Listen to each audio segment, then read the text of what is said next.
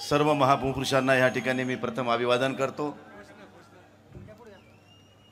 आजच्या सभेचे मुख्य मार्गदर्शक देशाचे माजी कृषी मंत्री तथा राष्ट्रवादी काँग्रेस पक्षाचे सर्वा सन्माननीय शरदचंद्रजी पवार साहेब, शिवसेनेचे युवा नेते, शिवसेना नेते, तुम आगे बढ़ो, हम तुम्हारे साथ है। अरे आवाज कुणाचा? शिवसेनेचा। संजय जी जाधव साहेब, तुम आगे बढ़ो। शिवसेनेचे युवा नेते तथा शिवसेना नेते सन्माननीय श्री आदित्यजी ठाकरे साहेब, ह्या मतदारसंघाचे लोकप्रिय आमदार तथा माजी मंत्री आदरणीय राजेश भैया टोपे साहेब,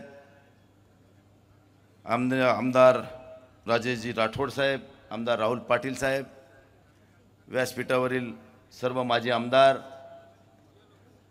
एक सन्माननीय खासदार सौ फौजिया खान मॅडम, सर्व सन्माननीय व्यासपीठ आणि इथे जमलेल्या माझ्या तमाम मित्रांनो आणि बांधवांनो, देशाच्या इतिहासामध्ये नोंद करणारी ही निवडणूक होती आहे। आपण बघितले सगळ्या आघाड्यावर गेल्या 10 वर्षाच्या काळामध्ये जेवढे शब्द या भारतीय जनता पार्टीने जनतेसाठी दिले, त्या एकाही वचनाची पूर्तता ह्या भारतीय जनता पार्टीने केली नाही, ही आपल्याला या ठिकाणी मी आवर्जून सांगेन। ह्यांनी एकच काम केलं, तोडा फोडा आणि जोडा। ह्याच्या पलीकडे ह्यांचा धंदाच नाही। ह्यांचं असं तू कर वटवट मी हे रामधट। आज प्रत्येकाला वेठी धरायचं काम ह्या सरकारने सातत्यानं चालवलेलं आहे। आज आपण बघितलं असेल, शिवसेनेला 2.5 वर्ष मुख्यमंत्रीपद देण्याचा विषय आला, त्यांच्याशी कमिटमेंट करून सुद्धा त्यांनी बेईमानी केली। ज्यावेळेस महाविकास आघाडीच्या माध्यमातून उद्धवजी या राज्याचे मुख्यमंत्री झाले आणि या देशामध्ये या जगामध्ये कोरोना काळासारखी महामारी आली, ह्या कोरोनाच्या महामारीमध्ये या देशाचं उत्पन्न घटलं, राज्याचं उत्पन्न घटलं, कुठलाही पैसा सरकारजवळ नाही आणि अशा परिस्थितीमध्ये सरकार चालवणं, ह्या बिमारीचा सामना करणं हे सरकारसमोर मोठं आव्हान होतं आणि ते आव्हान पार करताना उद्धवजी साहेबांची दमछाक होत होती। अशा परिस्थितीमध्ये विरोधक त्यांच्यावर हल्ला करत होते आणि त्यांना त्रास देण्याचं सातत्यानं काम करत होते, पण कुठल्याही कामाची पर्वा न करता, कुठल्या त्रासाची पर्वा न करता उद्धव साहेबांनी कोरोना काळामध्ये जे काम केलं याची नोंद अख्ख्या देशानं नाही तर जगानं घेतली, ही आपल्यासाठी अभिमानाची गोष्ट। शेवटी काम करणारा माणूस हा महत्त्वाचा असतो। ज्या पद्धतीनं उद्धवजींनी काम केलं त्या काळामध्ये आम्हाला सगळ्या खासदार आमदारांना 1 महिन्याचं मानधन मुख्यमंत्री सहायता निधीमध्ये जमा करण्याचे आदेश देण्यात आले। कोरोनासारख्या काळामध्ये आम्ही सगळ्यांनी उद्धवजीच्या खात्यामध्ये, राज्याच्या खात्यामध्ये त्या ठिकाणी आमच्या आमदाराचे खासदाराचे आम्ही निधी जमा केले, पण भारतीय जनता पार्टीच्या खासदार आमदारांनी PM केअरला पैसे जमा केले। म्हणजे ह्यांना महाराष्ट्राशी काही देणं घेणं नाही।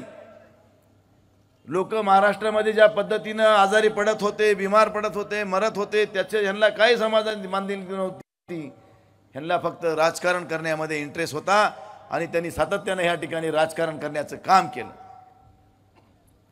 आणि बघ एकावर एक वार करणे। कधी त्या नवनीत राणा यायच्या हनुमान चालीसा वाचायला, कधी राजसाहेब यायचे भोंगे बंद करायला, कधी ते किरीट सोमय्या, ते त्याच्या भूमिका वेगळ्याच। आता आपण टीव्हीवर मध्यंतरी त्याच्या भूमिका बघितल्या असत्याल। मग आता ह्यांनी आपल्याला बोलावं का? हीच का भारतीय जनता पार्टीची संस्कृती? एकीकडे सुसंस्कृत भारतीय जनता पार्टीचे लोक नाव घेता आणि त्या किरीट सोमय्याच्या क्लिप जर बघितल्या तर भारतीय जनता पार्टीच्या ढुंगणावर 2 लाथा मारून त्याला अगोदर बाहेर काढायला पाहिजे, पण ही भारतीय जनता पार्टी करीत नाही। कारण हे भारतीय जनता पार्टीची संस्कृती आहे का असं मला एखाद्याने विचारायचं आहे। उद्धव साहेबांना सातत्यानं नामोहरम करणे, आदित्य साहेबांना टार्गेट करणे, पवार साहेबांना टार्गेट करणे, ह्यांचा पक्ष फोडणे आणि स्वतःची पोळी भाजण्याचं काम करणे, हेच भारतीय जनता पार्टीने सातत्याने राज्यामध्ये या देशामध्ये केलं आहे। उद्धव साहेब संपले, कोणी उठतो बोर्ड घेवडा, उद्धव साहेब संपले, त्यांचं काही राहिलं नाही। अरे उद्धव साहेबाचं काही राहिलं नाही तर तुम्हाला दुपारचं जेवण जाईना, संध्याकाळची झोप येईना त्यांचं नाव घेतल्याशिवाय। संपलेल्या माणसाचं कोणी नाव घेते का हो? त्यांना माहिती आहे उद्धव ठाकरे आपला बाप म्हणून आपल्यासमोर उद्या उभा टाकणार आहे आणि त्याचा सामना करते, आपली दमछाक होणार आहे, हे आपल्याला उघड्या डोळ्यानं बघावं लागेल, हे भीती त्यांच्या मनामध्ये आहे। आणि आजही तुम्हाला सांगतो, ह्या देशामध्ये आणि ह्या राज्यामध्ये चालू असलेल्या लोकसभेच्या निवडणुकीच्या सार्वत्रिकवर महाराष्ट्रामध्ये 48 जागेच्या निवडणुका होणार आहेत. ह्या 48मध्ये विविध संघटनांनी विविध चॅनल्सनी केलेले सर्वे सांगतात की 48 पैकी 35 जागा ह्या महाविकास आघाडीच्या निवडून येणार आहेत हे सांगत आहे. मग ह्यांना हीच भीती होती. जर तुम्हाला भीती नव्हती, आपकी बार 400 पार तुम्ही जर माझ्या दृष्टीने म्हणता, अरे हे आपके बार 400 पार नाही आहे, तुम्ही 200 पार बी होत नाही, ही वस्तुस्थिती आहे. जर 400 पार होणार असत्या तर उद्धवजीच्या पाठीमध्ये खंजीर खुपसून त्यांचा पक्ष फोडायची तुम्हाला गरज नव्हती. तुमच्या 400 पारच होणार होत्या तर शरदचंद्रजी पवार साहेबाची राष्ट्रवादी फोडण्याचं तुम्हाला कारण नव्हतं. 400 पारच होणार होत्या तर काँग्रेसचे अशोक चव्हाण साहेबाला तुम्हाला सोबत घ्यायची गरजच नव्हती.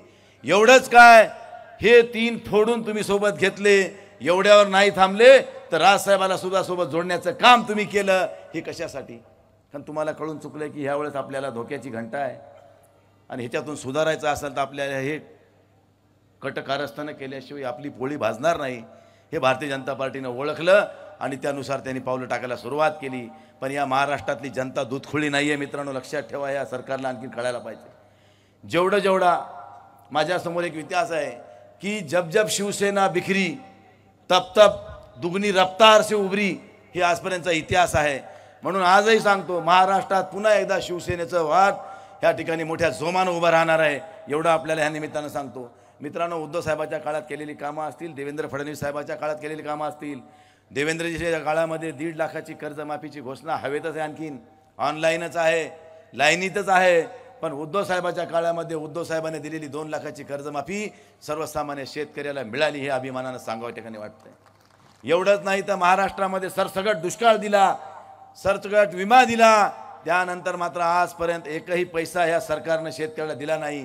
हे शेतकरी विरोधी सरकार आहे, हे भांडवलदाराचं सरकार आहे, हे अदानी अंबानीचं सरकार आहे.